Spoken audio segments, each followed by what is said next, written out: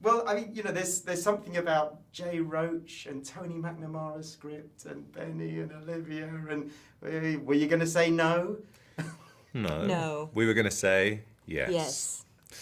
And, the names you mentioned, of course, grand, arbiters of the tradition. But hearing that Zoe was going to be in it was a big piece of the puzzle for me as well. We had worked together before and just had the best time in the world. And it was the idea of just being her husband for a moment. Being a wife? Get out of here. Being awful to each other for weeks. Reprehensible behavior? Gorgeous. Sign me up. Well, I did love the UK and US kind of that exchange.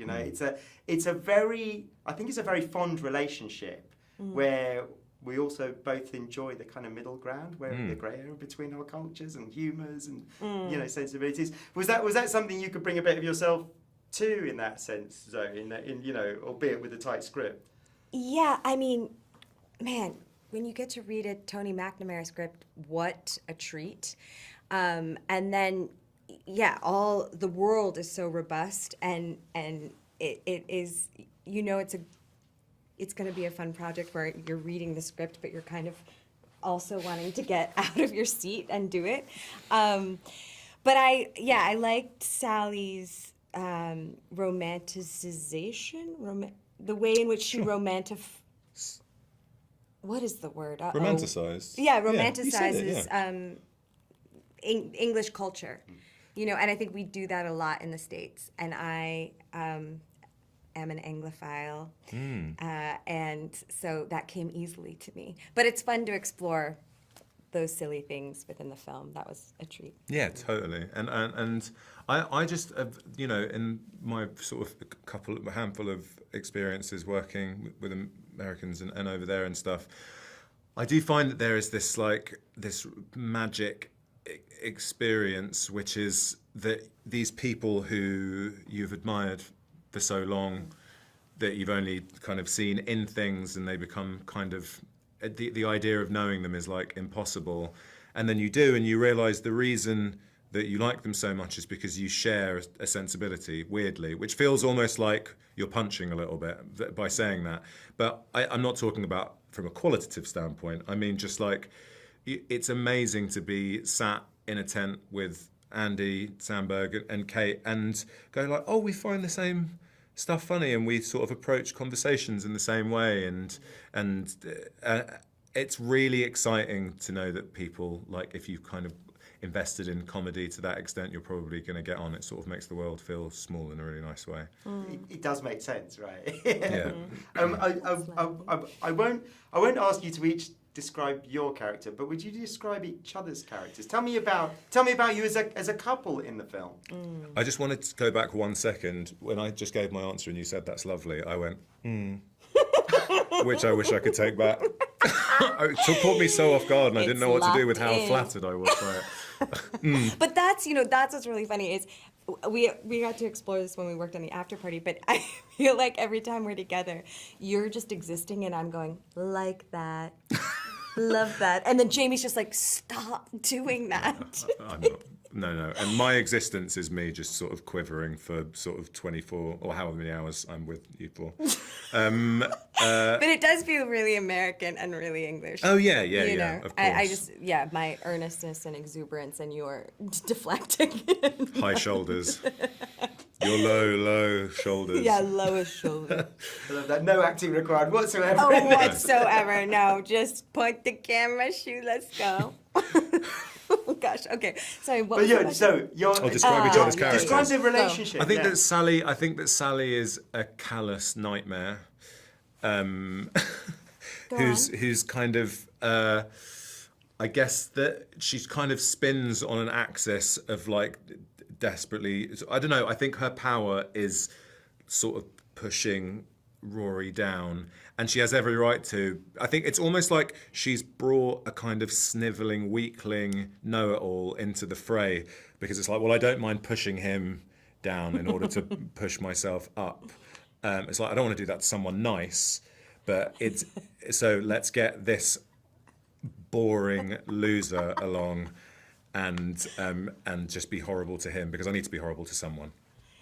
Yes, and I think Rory is a boring loser who needs to be pushed down. I do think them as a couple, they're kind of a perfect match for each other because I think it's all about the facade, really. Like on paper, they hit the qualifications that the other has for a partner, but the reality is they don't actually like each other that much.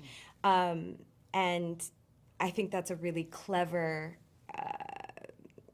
idea to put into the roses, right? Because I think we are studying Theo and Ivy and sort of putting them on a pedestal.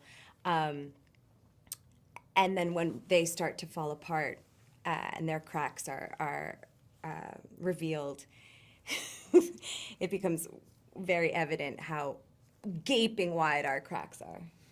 We have, gaping wide cracks. Tell me about watching this. You've both seen the film. Yes. What was it like to not watch your own performances? What was it like to watch Benny and Olivia? You know, you've been part of those scenes, but there's all the rest of the stuff that they're doing that you. Well, it's most of the stuff. Yeah. It was joyful, you know. They're two absolute legends of the. I really am reluctant to say game, but it's what it is. Yeah. They are, they're two institutions, and it's amazing to see them in this comedy film just flexing their skills. It's great. Yeah, and I think when you go to like a sports match or a game or something, you want to see a fair game. And what am I saying? No. I just the idea that you want to see a fair game. I do. I don't want to watch the championships recently. That was not a fair game. Well, but they're spicy. It's spicy. But look, I don't know. I like your analogy. I know where you were going. I was loving the analogy. Sorry, I didn't want to stop. I didn't want to stop. You both started. I was enjoying the idea of you being a game that's fair and being like. Yeah, you want to see. No, it's right. Evenly You're matched, not wrong. It doesn't make it. Yeah. You want to see two people deserving of each other's skill, right? Absolutely, and that's what you get with this movie. You get Olivia and Benedict, just who are, I think, the acting titans of our day. Truly, I've admired them for years, and it's insane we're in a movie with them. It's really insane you're in a movie with them. Yeah. No, it's crazy. It's crazy. Do you know how small and stupid I am? Stop. But then to see them spar on screen, it's just what you want.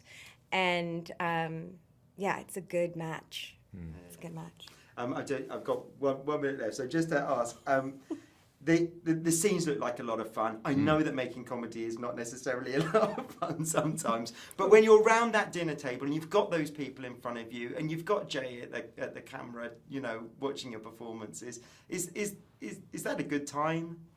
Yes. Yes, definitely. But I think that is largely down to the kind of, I guess it's always a top-down thing, right? And there was a really lovely top to like, and I think as a result, we all just got on really well. I think it was just the times that you're not having a good time, like you say, comedy can be hard. I think more often than not, it's because of clashes of personality or just like, I don't know, a kind of different perspective. And I think we were all just really up for having a few fun weeks with each other. And I think that lent itself to the shooting experience being really enjoyable. It comes across. It really comes across. And just very lastly to you, Zoe. Yeah.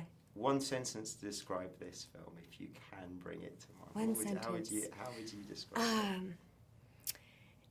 A divorce comedy that explores.